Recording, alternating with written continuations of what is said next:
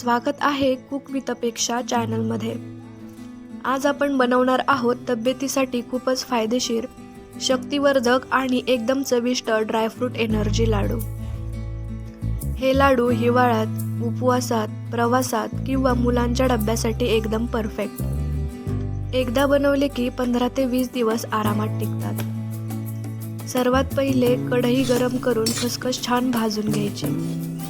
नंतर तीळ पण हलके सोनेरी होईपर्यंत भाजून घ्यायचे। आता कढईमध्ये थोडंसं तूप घालून त्यामध्ये डिंक घालूया। डिंक तूपमध्ये टाकताच छान फुलतो। छान कुरकुरीत होईपर्यंत तळून घ्या। बदाम ब्राउनिश होईपर्यंत भाजून घ्या। नंतर काजू पण छान फुलून येईपर्यंत परता। त्यानंतर पिस्ते पण हलके ब्राउनिश होईपर्यंत परतून घ्या।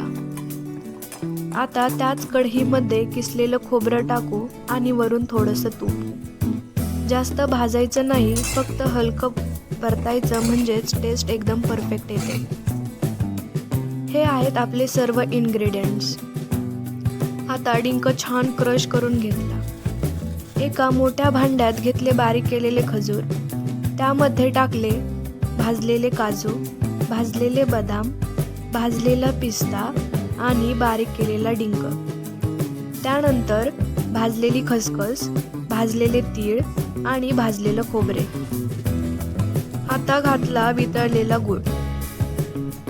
हाताने सगळं मस्त एकजीव करून घ्या।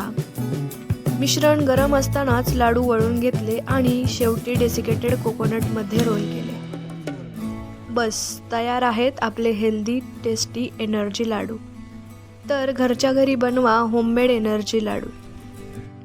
व्हिडिओ आवडला असेल तर लाईक करा, शेअर करा आणि सबस्क्राईब करून फॅमिलीमध्ये जॉईन व्हा। पुन्हा भेटूया नवीन रेसिपी सोबत। धन्यवाद।